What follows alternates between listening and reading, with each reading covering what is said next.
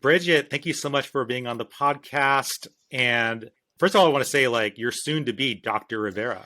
Not soon enough. I would like it to be sooner because getting your PhD is, it can feel pretty grueling sometimes, but hopefully within the next couple of years. Yep. That is fantastic. So I want to know, like, with a busy school schedule, you're getting your PhD in sociology, doing a ton of research, writing a thesis. In the midst of all that, you wrote an amazing book on ways the church can better love our LGBTQ community.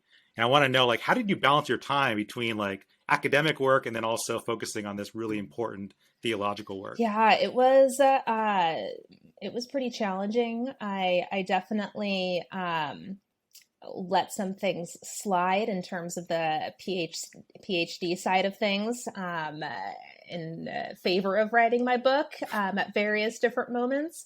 But a big thing that made a huge difference for me was I had a friend who agreed to be my deadline each month. And I had to get him at least one chapter by the end of each month. And that was my motivation. And for some reason, and I don't know why, it's really hard for me to write when I know that nobody's going to be reading this anytime soon. And so I was having just the hardest time getting my thoughts down because it just felt so ethereal, this like future audience that was going to be reading my book, but like a year, 2 years down the road. So I had a friend who was just really great, and he agreed to read everything as I wrote it month by month. And that made such a huge difference because I was like, okay, I have someone who is going to be reading this. All right, I can do this. And yeah, I that's how I did it. I focused on getting a chapter in each month. And then after like 10 or so months, the thing was written. So to my great relief. Yeah. Amazing. And for those who haven't read the book, like each chapter is filled with so much rich, like theological analysis, history, the footnotes on each chapter. I'm like, you have done so much work for each of these chapters. This is not like writing like a simple story. You are taking on very complex topics that have been debated by the church, debated throughout history, and you're like giving a specific lens to it, writing in a very, very smart and intelligent way, and then referencing so many great pieces of literature and theological writings in the process. So kudos to you for like being able to do all that and like month by month, like taking on that challenge. Did your friend like provide you like good feedback?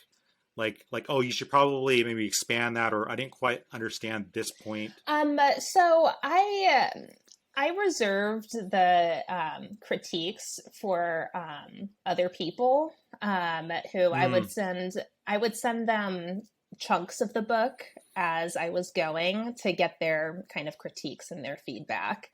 And for this particular friend who was reading month by month, I just needed him to tell me it was great. And that was all I needed.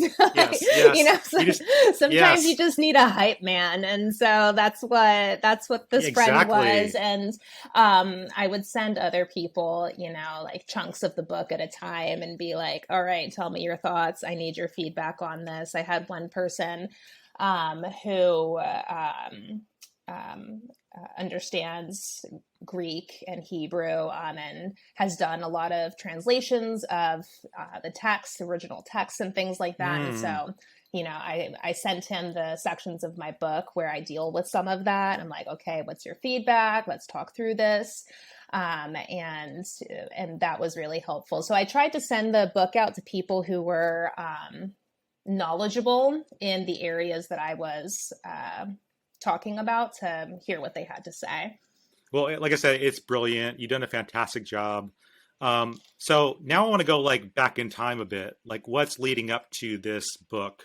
And wonder if you could share a little bit about your story.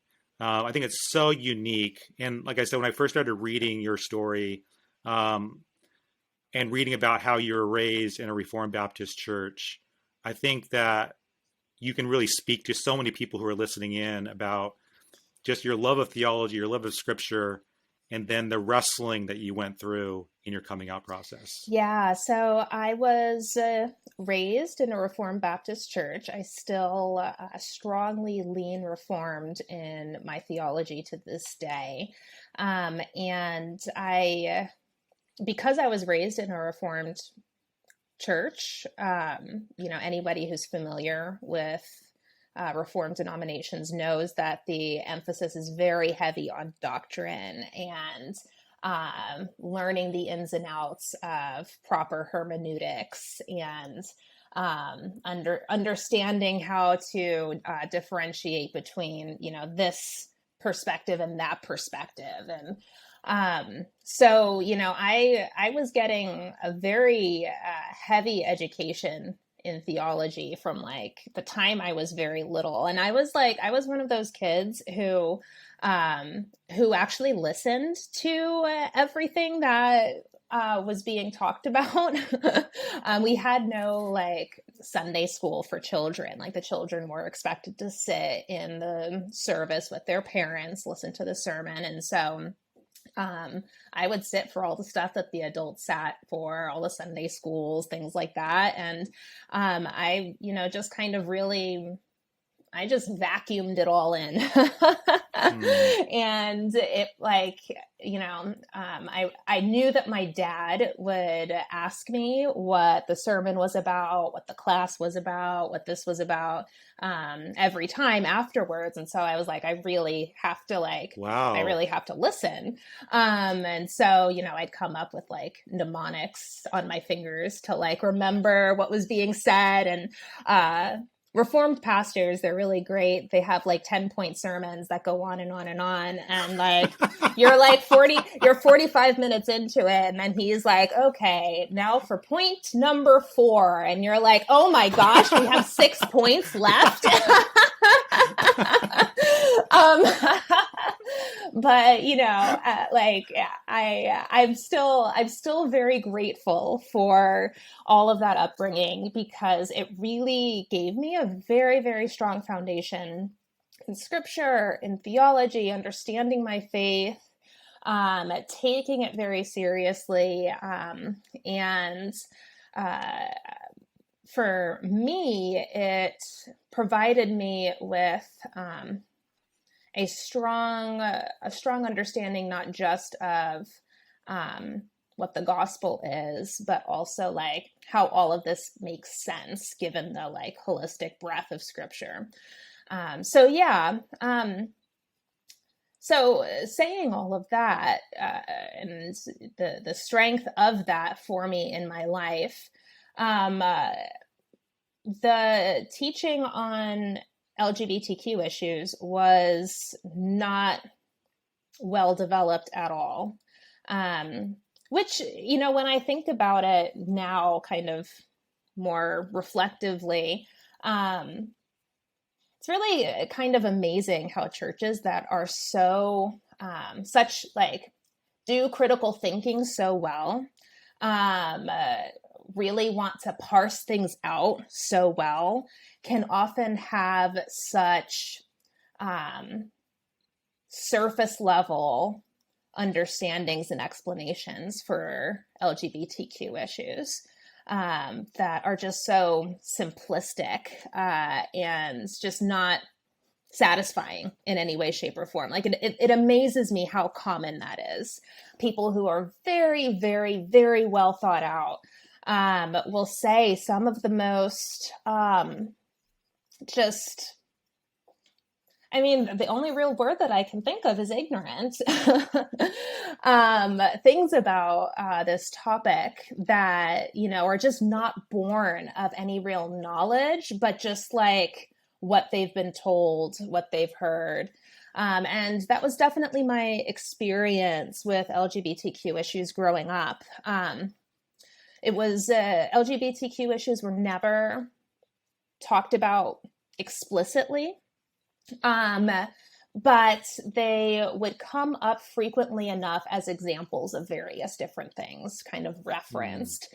And the general teaching was that God gave gay people their homosexual inclinations because they had chosen their sin and rebelled against God. And so, as judgment upon them, God gave them homosexuality as judgment for their sin, and condemned them to hell. And that they were, and I talk about this in my book, that gay people are an example of the vessels of wrath prepared by God for destruction.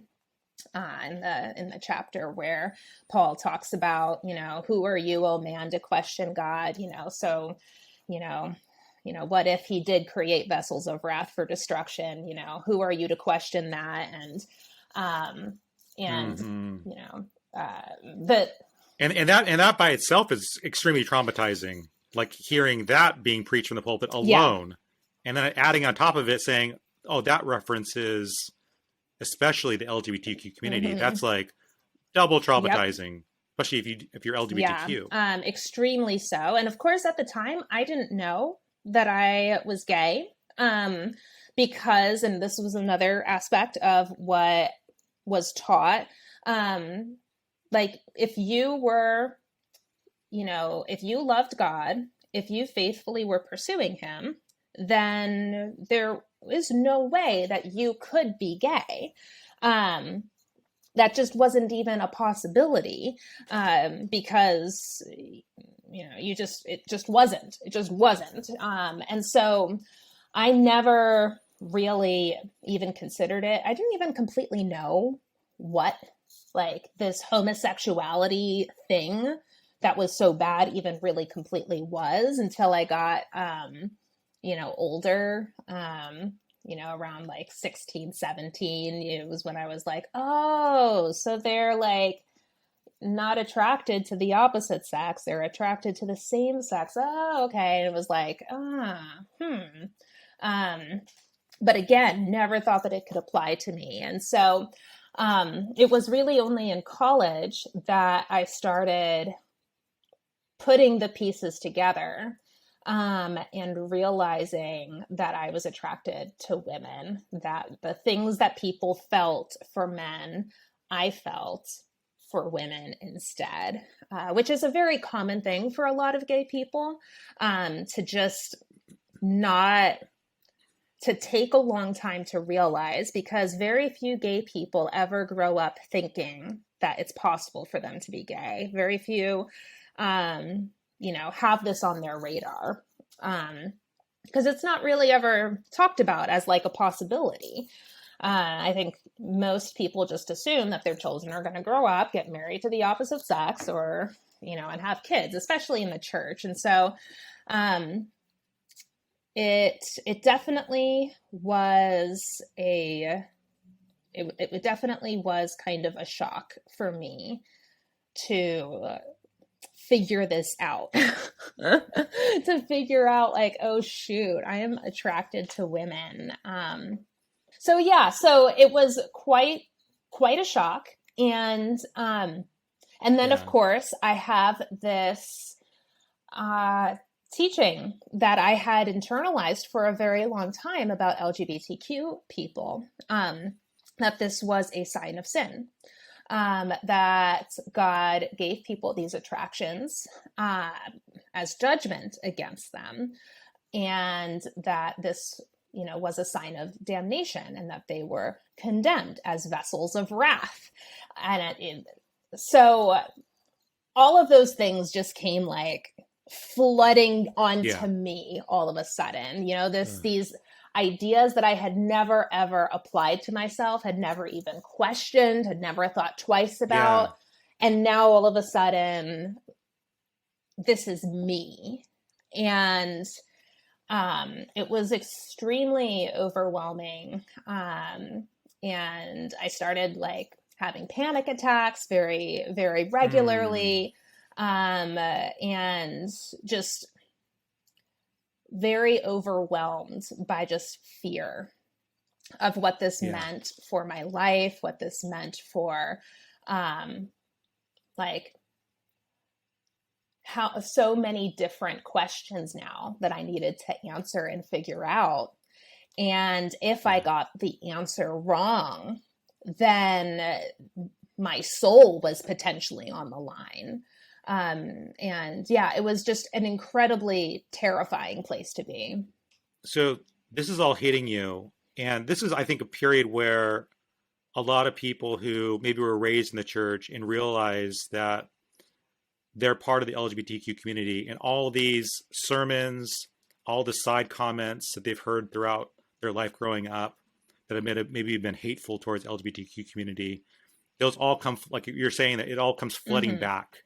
Like all those conversations, all those sermons, all those texts start to hit you. Like, what does this mean to me? And I think it's like at that point where it would make sense for a lot of people to leave the church at that point. Like, well, that's obviously not a safe place for me. So can you talk about, like, as you were wrestling with these things, what was going through your mind? Well, as I'm wrestling with these things, the thought of leaving the church actually really never crossed my mind. It was because my faith was so important to me. The idea of, walking away from it just was unthinkable. Something that I just couldn't even fathom or consider. And so that kind of, I think, put me in a situation where it was either I tried as hard as possible to not feel this way anymore, to not be gay anymore, and try as hard as possible to find a man that I like and can marry, and risk completely hating my life, but at least I'm on at least I'm on God's good side, or just not be able to live with myself, because I am living in a way that conflicts with my faith, and I wouldn't be able to live that way, which is a point that many gay Christians do reach, where they feel like in order to please God, they have to live a life that is just unlivable for them, or live in a way that is livable, but anger God. And that is a rock and a hard place that often pushes many gay Christians to a point of suicide, because it feels as if there is no way to live. It feels as if they are going to please God, they have to live a life where they are completely miserable. And many do try to live that life and reach a point where they just can't do it anymore. It doesn't feel possible anymore. And that is when many gay Christians reach that point, so many that I've talked to tell me that it's at that point that they start considering suicide. And many will attempt to go through with it. And there are many who will die as a result of being driven to that place where they just feel like life is not worth going on anymore. So that was very much, I guess, the place that I was really struggling in. And it's also the place where I started taking a step back and falling back on a lot of the other teachings that I had been given. And, Mm. because I mentioned how strong my like foundation was in theology Yeah. and in understanding the gospel. And um, so I started kind of examining a lot of these things that I had been told about gay people in light of other things that I knew were true. And I started realizing that this didn't add up. This didn't actually make sense.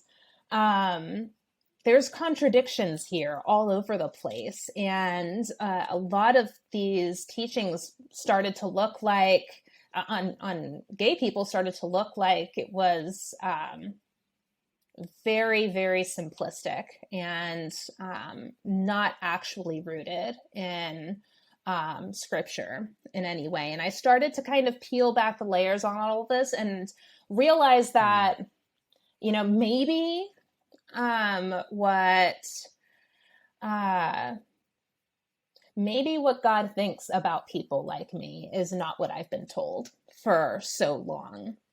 And so, that was kind of, I guess, my own process, my own evolution. And I stayed in the church that I was in for a very long time. I still am very committed to my faith to this day. But I will say that staying in the church that I was attending at the time was extremely challenging because there was very, very little understanding of homosexuality. And the pastor even admitted to me that I was the first gay person Mm. that he had ever encountered as a pastor. And so there Mm. was just very little understanding and a lot of assumptions. And I kind of powered through staying with that church for a very long time, but found it getting harder and harder and harder because of a lot of the assumptions that were being made about me. And reaching a point where, like, I would go to church on Sundays and I would cry on my way there and I Mm. would cry on my way back every single Mm. Sunday. And so I reached a point where I was like, yeah, I'm supposed to be committed to a local church for the long haul, but like, I can't keep doing this. Like, this is not sustainable. And so Yeah. I did eventually leave, and I do attend a church now that I attend a United Methodist church now, which is not in any way reformed in any way, shape, or form. But I've just found that the churches, as I'm more conservative theologically, and I hold to a lot of more traditional beliefs. But unfortunately, I found that most of the churches that I would be more comfortable in theologically are just not places where someone like me is welcome. And so I currently attend a United Methodist church, which I absolutely love. And I can say that it has been really nice to walk into a church every Sunday and know that, like, this one thing about me is not the front and center issue that defines my experience at this place. That's really nice to be able to walk into a church and just be able to worship God and seek Him in the context of a service. And so I could say that I hope maybe that I'll find a church where I'm more theologically at home, but for the time being, the church that I'm going to is really great and really, really very much what I need.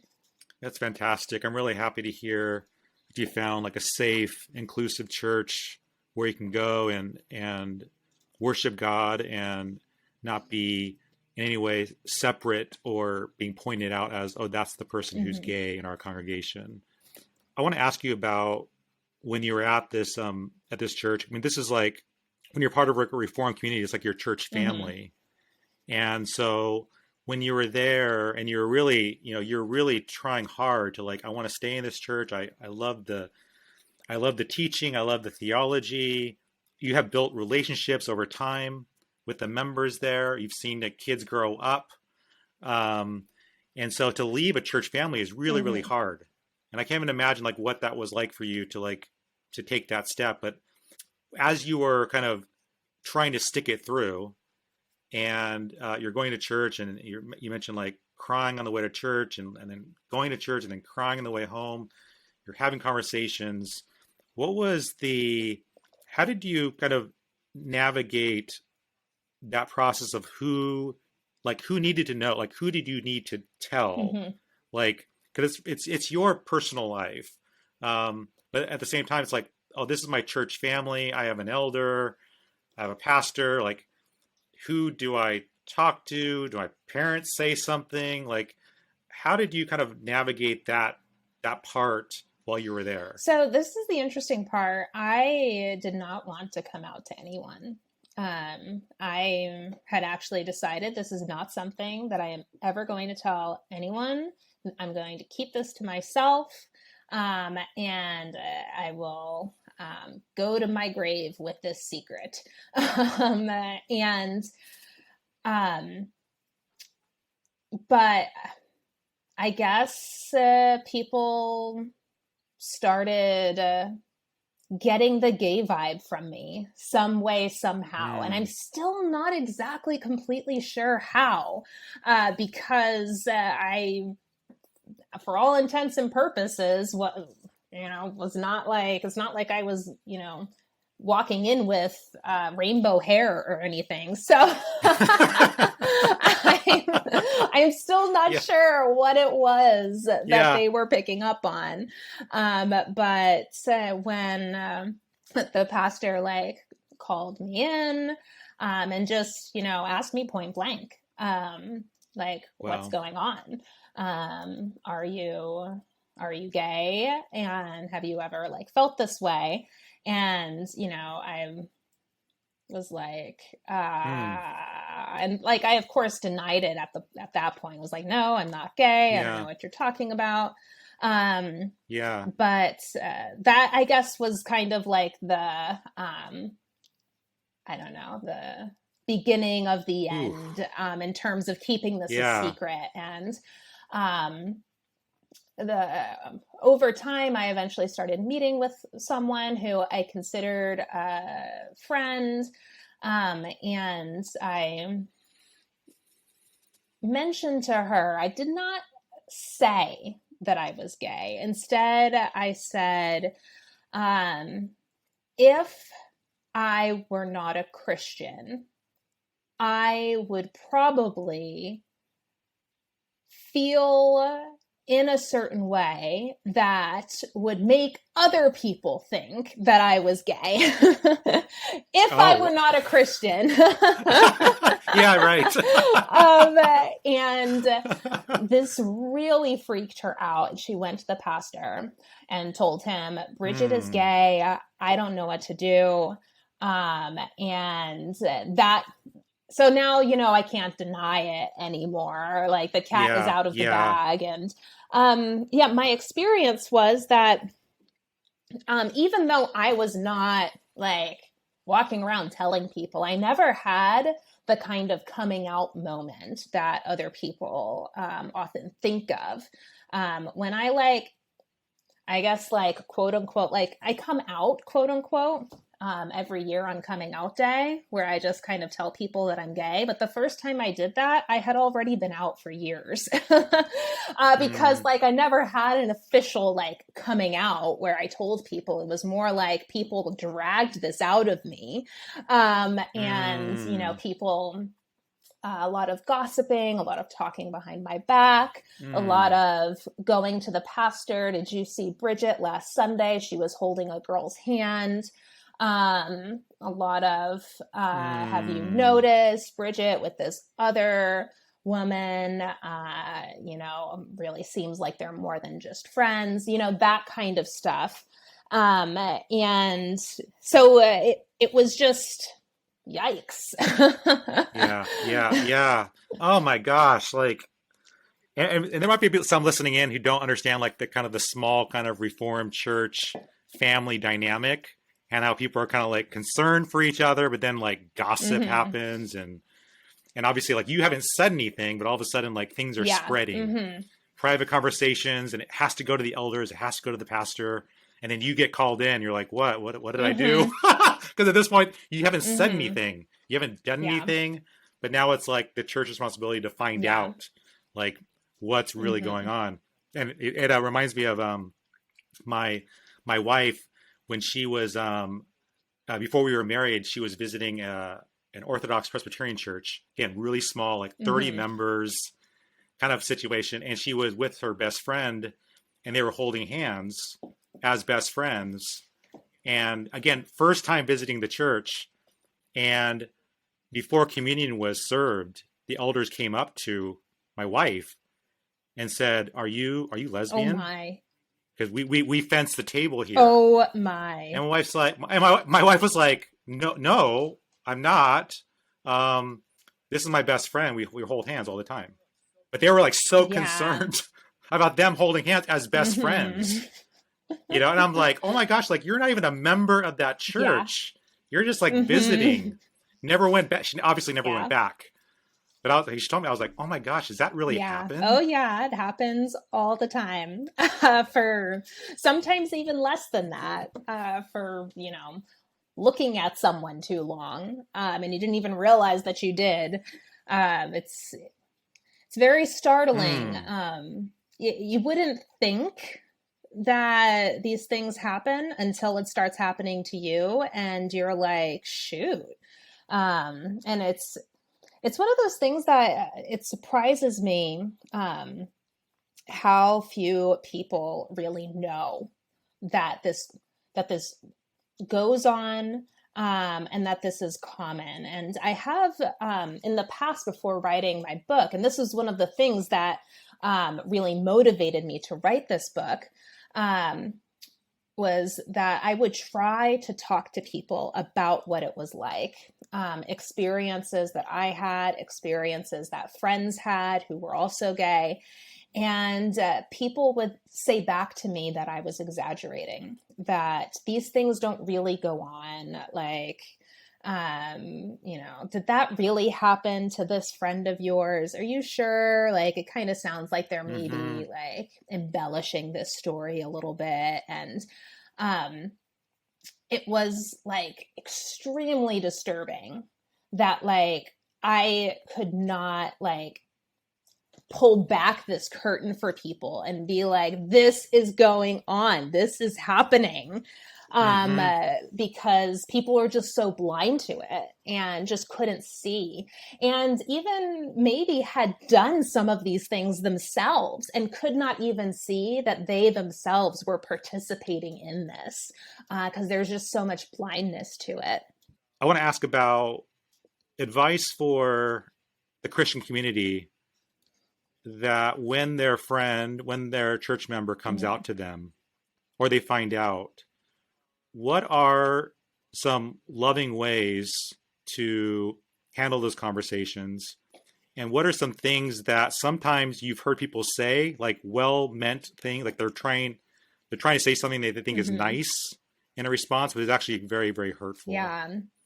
um I think probably the most helpful thing to do when you have a loved one come out to you is to tell them that you love them, that you feel honored that they would talk to you, and that this doesn't change anything for you, about how you about your love for them, how you think about them, your respect for them. It doesn't change anything except make you love them more, make you like them more, because now you know them better. I think that's the best way to respond every time, hands down, in my opinion. I think a lot of times, instead, responses are extreme discomfort when a family member, a loved one comes out, because people don't know what to say and they don't know what to think about the fact that this person just came out to them. And so there's like extreme discomfort by this moment. And I mean, the person who's coming out to you can tell that, and can tell the like tension and the discomfort that you're experiencing. And if that happens, that's not necessarily like the end of the world. It would be nice if there wasn't that discomfort. But like, you know, for me as someone who's gay, I'm willing to be like, you know, like I'm willing to extend a lot of grace for something like that, because this is something that can like really take people off guard. Even though, you know, there shouldn't be discomfort there with something like this, the reality is there often is. And so I'm willing to be like, all right, that's okay. But then a lot of times there will be follow-up that is, you know, something equivalent to like, wow, I don't like agree with that, but I still love you. Or I want you to know that we can still be friends, but I don't think that I can support you in this. And those things are just, they're like knives. They just like stick in you. It's like someone is just driving a knife into your soul when people that you love say those things. And the reason why it hurts so much is because when you share this very intimate, very personal, very emotional part of your life with someone else that you are close to, you're not sharing something for them to agree or disagree with. You're not sharing something for them to have to decide if they support it or not. You are trying to open up and let them know an aspect of your existence that they haven't known before, because you want to be fully known as a person. And so you want them to know you. And to have someone respond when you've shared something so emotional, have not actually stated anything that needs to be agreed or disagreed with. For someone to respond with, I love you, but I disagree. We can still be friends, but I need you to know that I don't support you, or some other version of this. It's so debilitating. It hurts so much, because even though this is not what is being stated, the implication is that they now see you as an issue to agree or disagree with, because you just shared more of yourself with them than you have ever shared before. And now they have shown you that they somehow, quote unquote, disagree. And to the other person, they're thinking like, oh, I just disagree with like LGBTQ theology, whatever that is. But to the person that just came out, what you are saying is actually, I disagree with you. I disagree with your existence. And so it's very hurtful, which is why it's important when someone comes out to just tell them, I love you. Thank you for sharing this part of your life with me. This changes nothing except makes me love you more. It makes me more grateful for having you in my life. Because this person has not given you something to agree or disagree with. This person has given you something of themselves. And that is a gift to just be received and be grateful for receiving from this person. And so, in that moment, you might have theological discomforts, but in that moment, there is not theology being presented to you to wrestle with. In that moment, there is just a very vulnerable person who is sharing themselves with you and just needs to be loved as a human being. Amen. And before we go, your book, Heavy Burdens, 7 Ways LGBTQ Christians Experience Harm in the Church, is such a great resource for Christians to understand all the various ways that Christians can do a better job of having these conversations, and also ways to get better educated on the issues. And ultimately, at the end of the day, like how to better love our LGBTQ community. You've done a fantastic job with your book. I want to encourage everyone to get a copy of this book, read it. I've read it once. I'm going to be reading it again. It is so rich, so theologically rich, so well thought out. Bridget, thank you so much for writing it. Thank you. And thank you for having me. I'm really glad that we got to talk. Hey, thank you so much for checking out this video clip from the Delgado podcast. To get more videos like this, simply subscribe here on YouTube. You can also download the full episode of each show on iTunes, Spotify, Google Play, or your favorite podcast player. Take care.